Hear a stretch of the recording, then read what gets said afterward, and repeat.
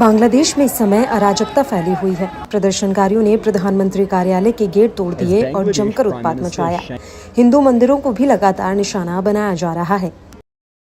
बांग्लादेश के हालातों पर प्रतिक्रियाओं का दौर भी जारी है। योग गुरु बाबा रामदेव ने बांग्लादेश की वर्तमान स्थिति पर प्रतिक्रिया दी। योग गुरु ने कहा है कि बांग्लादेश में हिंदुओं के ऊपर हमला हो रहा है और मंदिरों पर भी इस्लामिक कट्टरवादी हमला कर रहे हैं। ये चिंता का विषय है।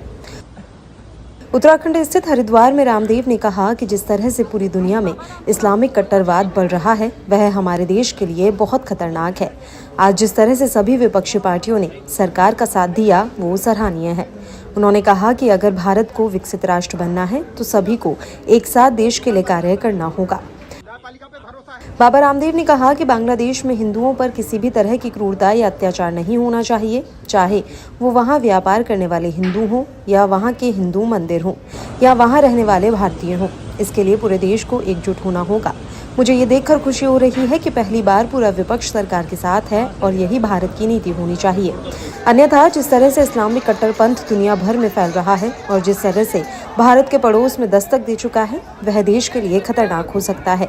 इसके अलावा उन्होंने क्या कुछ कहा, सुनिए आप भी। बांग्लादेश में हमारे हिंदू भाइयों पर किसी भी प्रकार की कोई क्रूरता, अत्याचार, जुल्म, ज्यादती ना हो। चाहे वहां पर हमारे हिंदू भाई हैं जो व्यापार कर रहे हैं या जो हमारे वहां पर हिंदू मंदिर हैं या हमारे भारतीय वहां पर जो नागरिक रह रहे हैं, उनके साथ किसी प्रकार की कोई नाइंसाफी ना हो। इसके लिए पूरे देश को एकजुट रहना होगा।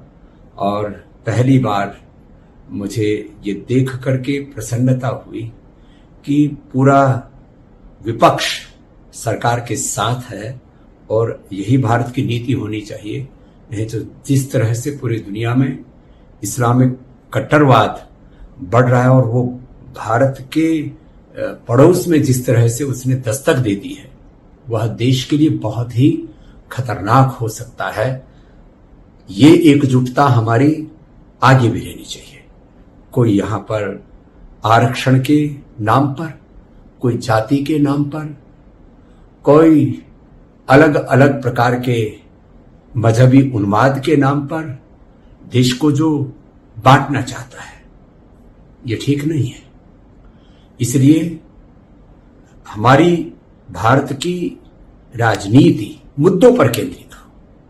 उसमें जाति, उसमें संविधान, उसमें आरक्षण, उसमें अलग अलग प्रकार के मजहबी उन्माद, जातीय उन्माद, भाषाई उन्माद, तमाम तरह के प्रांतीय उन्माद, इन सब उन्मादों से परे केवल विकास के आधार पर और 2047 तक भारत को विश्व की आर्थिक, सामरिक, सामाजिक, आध्यात्मिक महाशक्ति हम कैसे बनाएं, इस पर यदि पूरा देश एकजुट होकर के आगे बढ़ेगा, तब हम अपने पड़ोसियों के साथ में भी ताकत से खड़े हो पाएंगे और पूरी दुनिया के सामने भी भारत एक शक्तिशाली राष्ट्र के रूप में उभर पाएगा।